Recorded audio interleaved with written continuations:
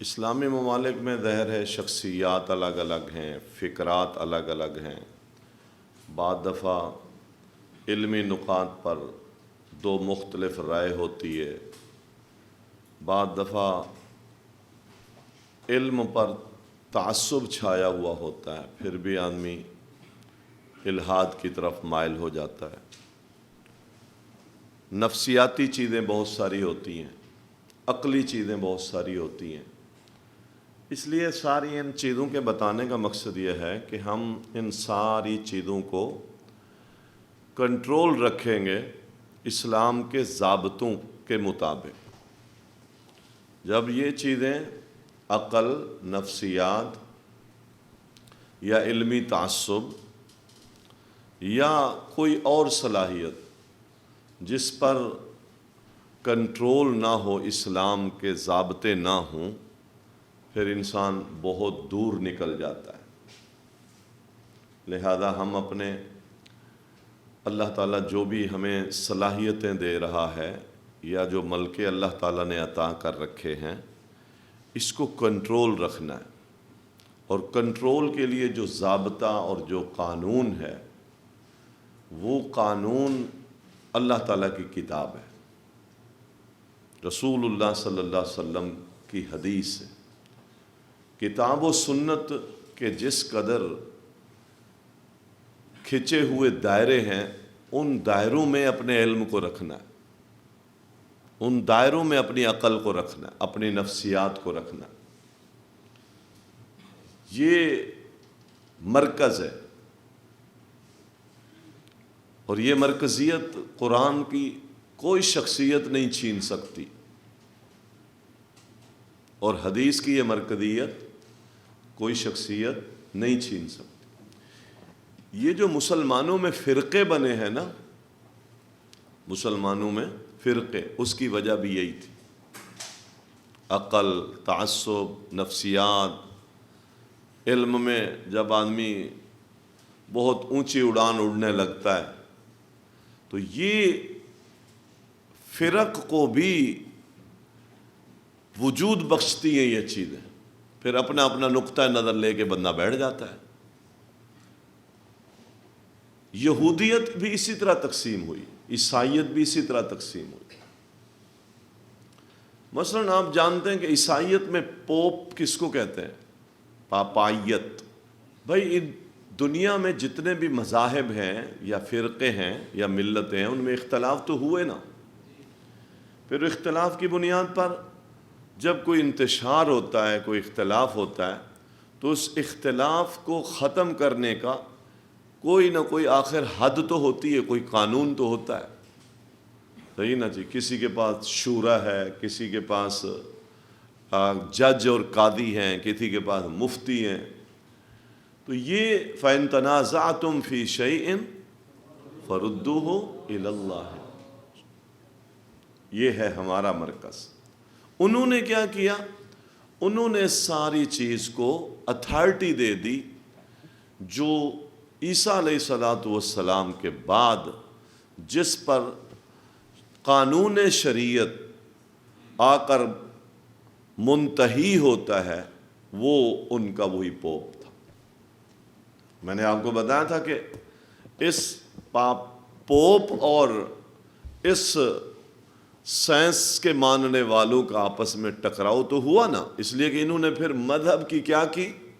غلط تعبیریں شروع کر دی، عقائد میں بے شمار ایسی چیزیں ڈال دی جس کی وجہ سے ان کے اندر آہستہ آہستہ تنازع والی شکل پیدا ہو گئی، تنازع، مجادلہ، پھر مجادلے کے بعد پھر تفرقہ، اور پھر یہ ساری مصیبت کھڑی ہو گئی۔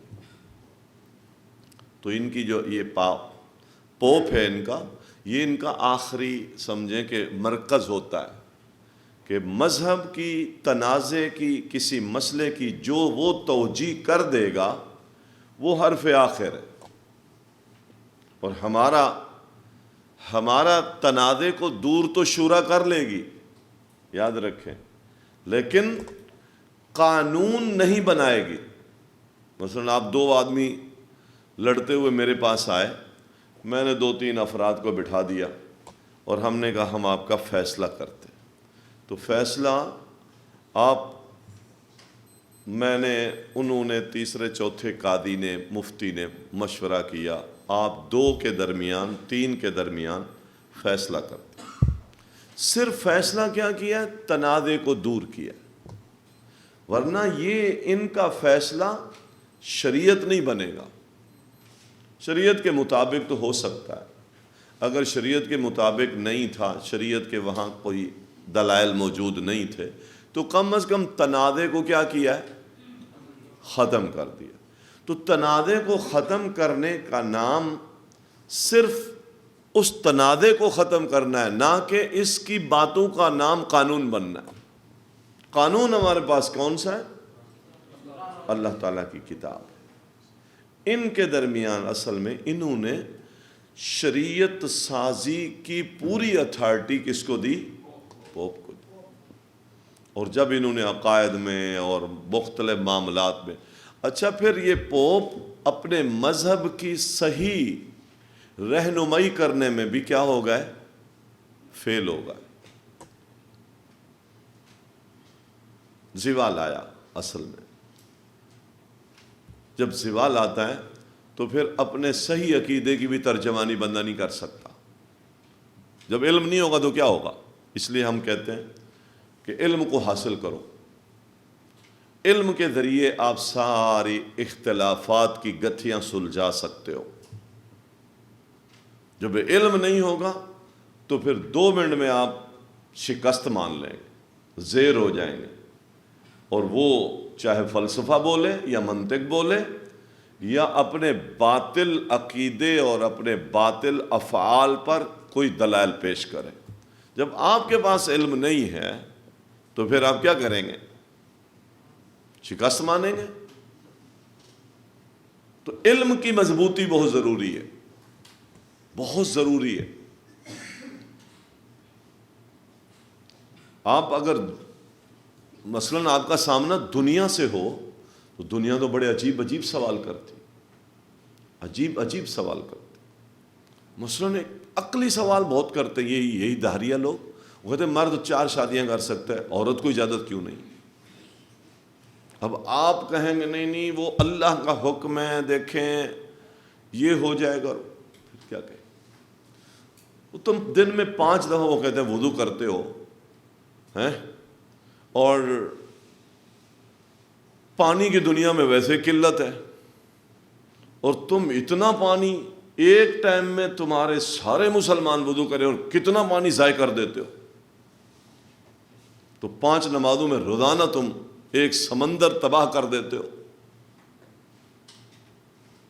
عقل ہے نا؟ اب اس کو آپ کسی بنیاد پر جواب تو دیں گے نا۔ آپ کہیں نہیں وہ تو نماز کی شرط ہے، وہ جو نا ہم نے ہدایہ میں یہ پڑھا تھا تو پھر یہی پڑھا تھا، تو پھر ٹھیک ہے۔ وہ مجمع میں بیٹھ کھڑے ہوئے لوگ وہ آپ کو مخاطب ہو کر پوچھتے ہیں، آپ کیا جواب دیں گے؟ یہ سب عقل کی باتیں ہیں، ٹھیک ہے، جو چکرا دینے والی باتیں۔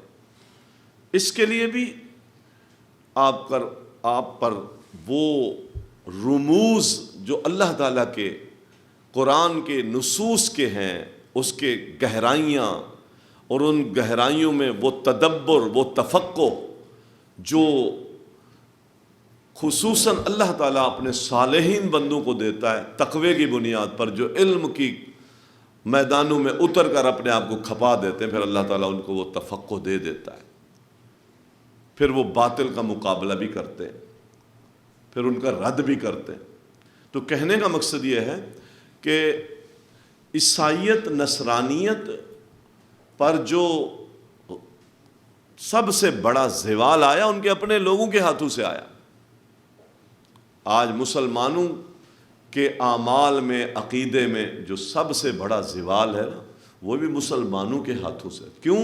اس لیے کہ ہم لوگ ان کے رنگ میں رنگے ہوئے ہیں، اور وہ جو رنگ کے آتے ہیں وہ مسلمان ہوتے ہیں، اور پھر مسلمانوں کو ہی مسلمانوں کے آمنے سامنے کرا کر، علمی مباحثے کرا کر بے حد تشکیک پھیلائی جاتی ہے، اور لوگ اسلام سے دور ہوتے ہیں۔ ہمارے لوگ ہیں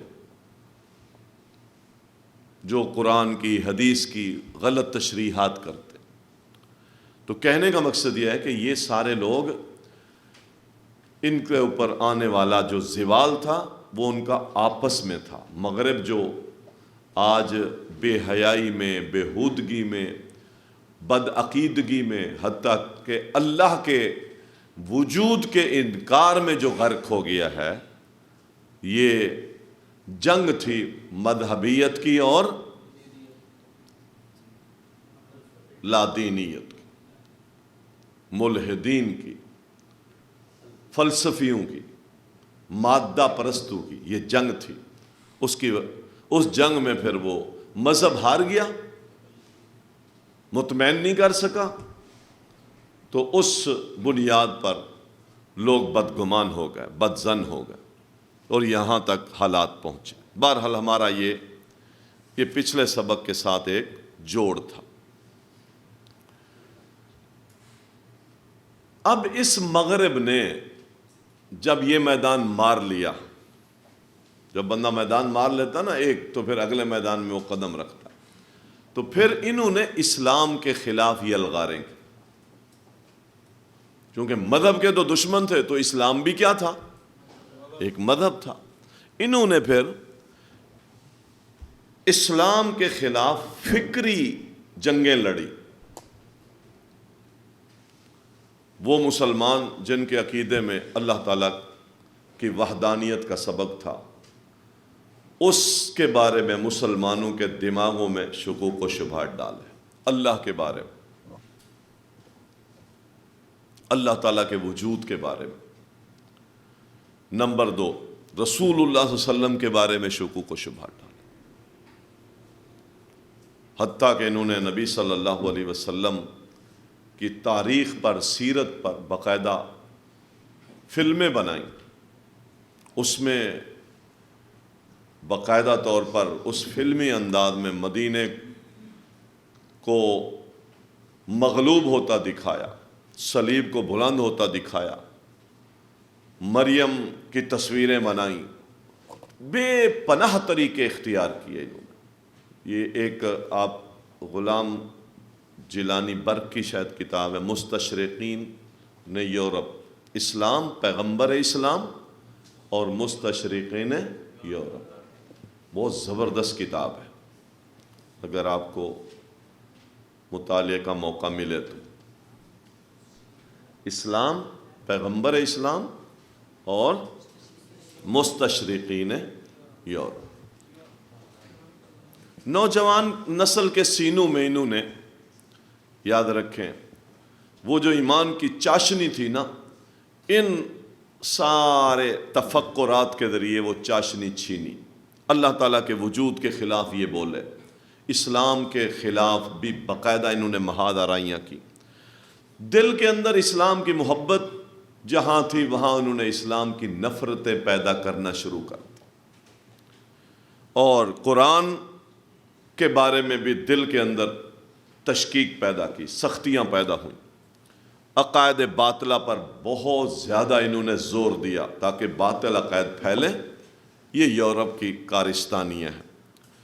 اور پھر اس میں ہر میدان میں انہوں نے کام کیا، اسلام میں، پیغمبر اسلام میں، اور خالق کائنات کے ذات کے معاملے میں، اور اخلاقیات کے بارے میں انہوں نے انتھک کام کیا، انتھک کام کیا. اور پھر اس میں انہوں نے کئی ایک میدان اختیار کیے ہیں. آج ہمیں تو وہ سمجھ میں نہیں آتے، ہم یعنی میں آگے بڑھ رہے ہوتے ہیں اور وہ سمجھتے ہیں کہ یہ مثلا دھوکے بازیاں کی. معاملہ کیا تھا؟ دھوکہ کیا دیا، فریب کیا، تدلیس کی، اندھیرا کر دیا کسی معاملات میں، لالچیں دی، لالچیں بھی دی، پورے ملک بدلیں، پورے نظام بدلیں، پوری انہوں نے تہذیبیں بدلی ہیں. دھوکے سے، فریب سے، لالچ سے، تدلیس سے.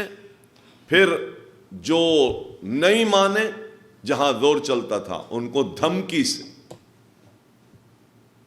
دھمکیوں کے ساتھ بھی انہوں نے، اور پھر اس کے ساتھ ساتھ دولت کی چمک، اس کا انہوں نے بڑا پرچار کیا،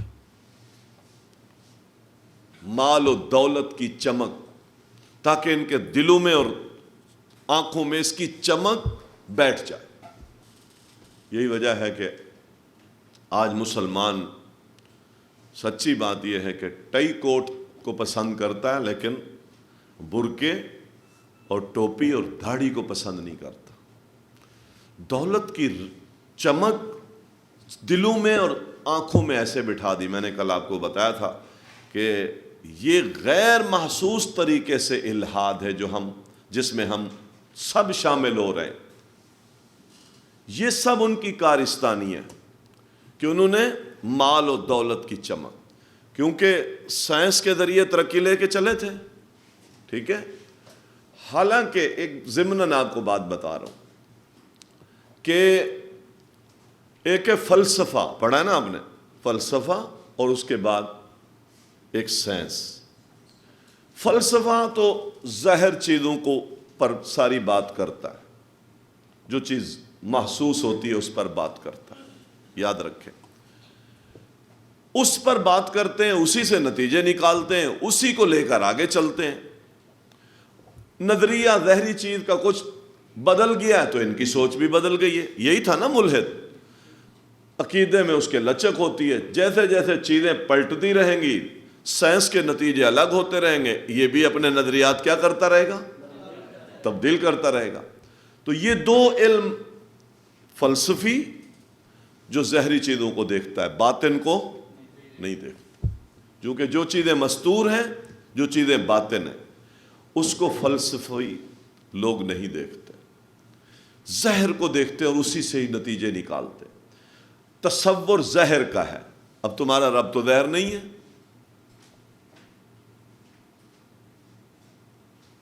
جنت تو ظاہر نہیں ہے، جہنم بھی ظاہر نہیں ہے، گزرے ہوئے رسول بھی ظاہر نہیں ہے، اور قبر، فرشتے، یہ بھی ظاہر نہیں ہے، قیامت، اس لیے سب کا انکار کیا۔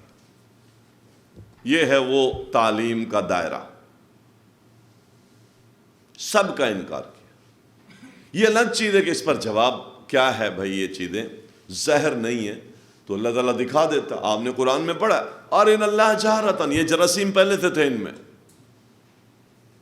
ان یہودیوں میں الہاد کے جراثیم اس وقت سے تھے۔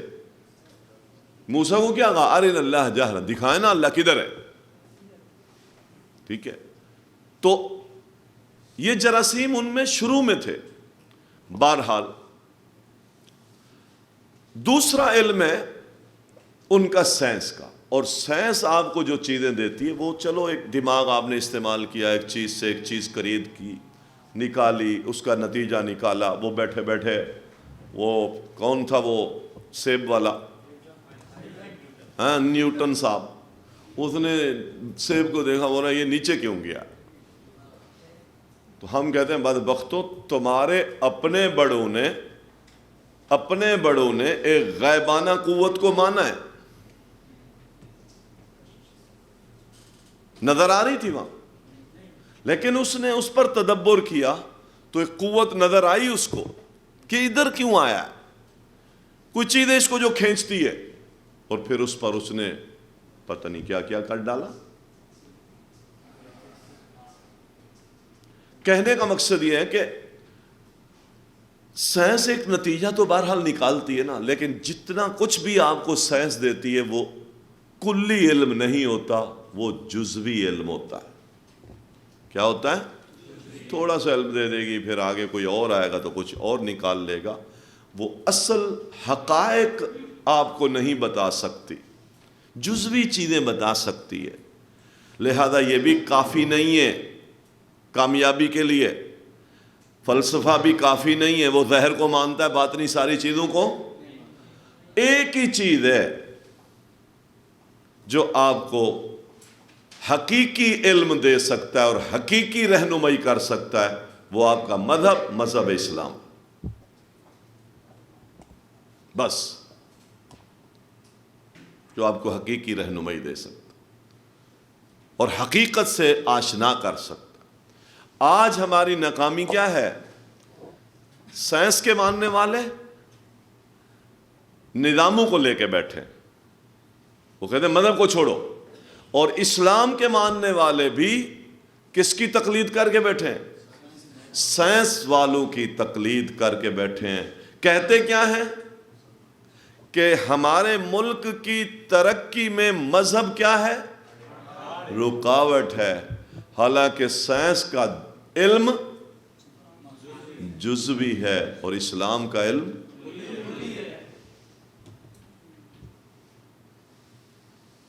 خراب کون ہے؟ رکاوٹ کون ہے؟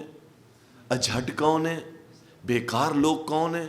اسلام کے معنی مسلمانوں کا اپنے یعنی حکمرانوں کی بات کر رہا ہوں۔ ترقی میں رکاوٹ، وہ کہتے ملک ترقی کب کرے گا؟ جب تعلیم کو عام کرو گے۔ ہم کہتے ہیں یاد رکھیں، قومیں عروج پر تعلیم سے نہیں جاتی بلکہ کس سے جاتی ہیں؟ ان حقائق کو ماننے سے جاتی ہیں جو اللہ تعالیٰ نے بیان کی۔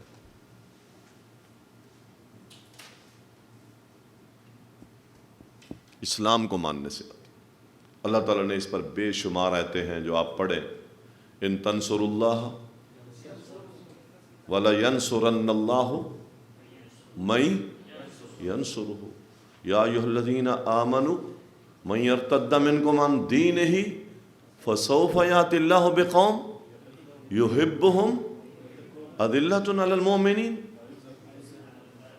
یہ کیا ہے؟ یا وَلَوْ أَنَّ أَهْلَ الْقُرَىٰ آمَنُوا وَاتَّقَوْا لَفَتَحْنَا عَلَيْهِمْ أَبْوَابَ۔ یہ کہتا ہے سائنس سے ترقی ہوگی، ہم کہتے ہیں تقوی سے ہوگی، ہم کہتے ہیں اطاعت سے ہوگی، ہم کہتے ہیں مذہب اسلام سے ہوگی۔ اب کمپیئر کریں ان ساری چیزوں کو۔ اب ہمارے دماغوں میں کامیاب آدمی کون ہے؟ مولوی کو بھی یہ بیماری لگی ہے کہ نہیں؟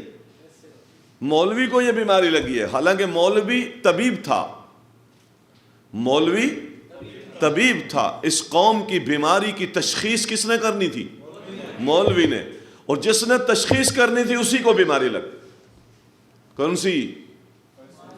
دنیا محبت کی، مال اور دولت کی محبت کی بیماری خود اس کو چمٹ گئی جس نے اس بیماری کی تشخیص کر کے امت کا کیا کرنا تھا؟ کیا کہتا ہے؟ یار میں تو ادھر آ گیا ہوں، مولوی بن گیا ہوں، نسل کو بھی انشاءاللہ نصیحت کروں گا، مولوی نہیں بناؤں گا۔ انا للہ و انا الیہ راجعون۔ ملحدانہ سوچ۔ ہم نہیں سمجھتے یہ الحاد کیا ہے، ہم سمجھتے ہیں کہ ایک بندہ اللہ کو نہیں مانتا۔ بڑا حساس مسئلہ ہے، اس کو سمجھو، حساس مسئلہ ہے، اور ہم بعض دفعہ ملحدانہ سوچ کے ساتھ بات کر رہے ہوتے ہیں اور ہمیں پتہ نہیں ہوتا کہ ہم لا دینیت میں پہنچ چکے، اور یہ بیماری ہم سب کو لگ چکی ہے۔ ہمارے طالب علم، میں نے آپ کو مثال دی تھی، کوئی طالب علم چھوڑ کے چلا جائے بیچ میں اور واپس کبھی ملے اور وہ ٹیچر ہو، بڑے سے بڑا ٹیچر ہی بنے گا اور کچھ بھی نہیں، یا کسی نے بھی آرمی میں کوئی عام سپاہی چلا جائے، واپسی پر ہم اس کو سلوٹ کرتے ہیں، اور تو مزے کر گیا، تیرے پاس ممبر ہے، تیرے مزے نہیں ہے، تیرے پاس قوم کی ہدایت کا پورا نصاب ہے اور تو ان کے لیے امام ہے، تیرے مزے نہیں ہے، تو دن رات جنت کے کام کرنے والے لوگوں والے کام کر رہا ہے، تیرے مزے نہیں ہے۔ یہ اس کو کہتا ہے نہیں تیری پرماننٹ نوکری ہو گئی نا، اور میں تو یار ادھر تو بس نہ پوچھیں امام کے ساتھ کیا ہوتا ہے اور خطیب کے ساتھ کیا ہوتا ہے اور مؤذن کے ساتھ کیا ہوتا ہے۔ او بھائی، وہ بھی کسی کو سلوٹ سلام کرتا ہے، وہ جہاں بھی ہے۔ اگر آپ پر کوئی آزمائش ہے تو آزمائش تو دنیا میں ہر سیٹ پر ہے، لیکن آپ کی آزمائش آپ کے ہر لمحے کو نجات کے راہ پہ ڈال رہی ہے، اس کی آزمائش وہ دنیا دولت کے لیے۔ ہم مولوی نہیں بنتے، ہم عالم نہیں بنتے، اس کو بدنام کیا گیا۔ اس کو ترقی کے سامنے رکاوٹیں. میں نے آپ کو بتایا کہ یہ وہ ملحدانہ سوچ تھی. سینوں میں جو اسلام کی محبت تھی اس کو نفرتوں میں بدلا گیا. رکاوٹ، ترقی میں رکاوٹ کا ایک شوشہ چھوڑا گیا، اور اس کے مقابلے میں دولت کی رحل سہل اتنی کر دی گئی کہ لوگ اپنی اولادوں کو اس راستے میں ڈالنا پسند ہی نہیں کرتے. ماں صبح 22، 25، 30 لاکھ کی گاڑی میں اتنے سے بچے کو لے کے جاتی ہے، اتنے سے بچے کو، اور 8 بجے پہنچاتی ہے ماں اسکول. ابا کو پتہ نہیں، بس وہ گاڑی بھی دیتا ہے، پیسہ بھی دیتا ہے، فیس بھی دیتا ہے، اور سالانہ چارجز بھی دیتا ہے. کتنے بڑے بڑے خرچے اٹھاتا ہے، اور اتنا سا بچہ. وہ کہتے پڑھے نہ پڑھے ابھی فیس بر وقت دینی ہے. کہتے ٹھیک ہے. اور یہاں آپ جہاں پر سب کچھ آپ کو فری ملتا ہے، وہاں پر ماں باپ کہتے نہیں مولوی. اچھا اس کے بعد کیا ہوگا؟ یہ ہے ملحدانہ سوچ. اس کے بعد کیا ہوگا؟ اس کے بعد آپ ان سے کہیں تیرا جنازہ پڑھائے گا، تجھے لیے کہے گا اللہم اغفر لأمی، اللہم الحقھا بالصالحات. یہ کہے گا. تو نہیں ہوگی، یہ بوڑھا بھی ہوگا تو کسی مصلی پہ بیٹھا ہوگا دعا کرے گا، تو تیرے لیے دعا کرے گا، تیری قبر میں روشنی ہوگی. چونکہ یہ غیب ہے، چونکہ یہ زہر ہے. وہی آ گیا نا، وہ مار ماری ہمیں انہوں نے، زہر اور باطل. جو دکھتا ہے وہ بکتا ہے. یہ جملے بھی انہوں نے بنائے نا، جو دکھتا ہے وہ بکتا ہے. اور وہ انہوں نے بیچ لیا، اور جو اصل تھا وہ پڑا ہوا ہے کچرے کے ڈھیر پر، اس کو لینے کے لیے کوئی تیار نہیں. یہ ملحدانہ سوچیں ہیں جو ہمارے اندر داخل ہوئی ہیں. اس پر محترم بھائیوں بڑا کام ہوا ہے. میں نے ابتداً تمہید میں یہ بات آپ کو بتا دی. اس پر بہت کام ہوا ہے، بہت سارے لوگوں نے کام کیا ہے. اسی ضمن میں ہم مستشرقین کے حوالے سے کچھ باتیں پڑھیں گے، چونکہ اس ضمن میں، اس میدان میں انہوں نے بہت زیادہ کام کیا ہے. وہ اگرچہ ضمناً وہ بھی ملحدانہ سوچ ہے، لیکن اس ملحدانہ سوچ میں اسلام کی دشمنی ہے. اس کا پس منظر میں آپ کو بتا دوں. جب عیسائیت، مذہب اور مادیت پرستی ٹکرائی، ٹھیک ہے، تو پوپ نے مذہب کے خلاف بولنے والوں کو خوب سزائیں بھی دی، بڑی سزائیں بھی دیتا.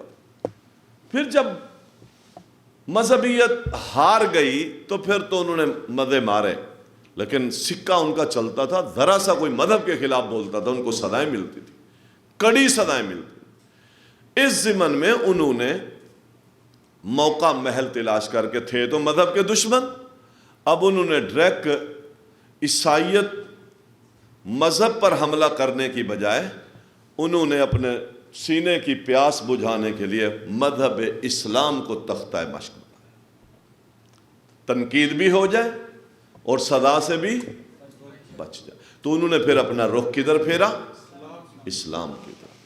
اس کے لیے پھر پورا ایک میدان بنایا انہوں نے، اور خصوصاً اس میدان میں جن لوگوں نے بہت زیادہ کام کیا وہ مستشرقین ہیں.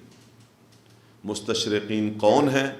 لغوی اصطلاحی ان کی تعریف کیا ہے، اور مستشرقین کا لفظ ہمیں کہاں سے ملتا ہے، اس تحریک کی ابتدا کب ہوئی، اور باقاعدہ طور پر ابتدا کب ہوئی، ان کے پیچھے کام کرنے والے اور ان کو شہ دینے والے عناصر کون تھے، اور مستشرقین کے مقاصد کیا ہیں، اور اس صدی میں خصوصاً مستشرقین اپنا نام کیا کہلواتے ہیں.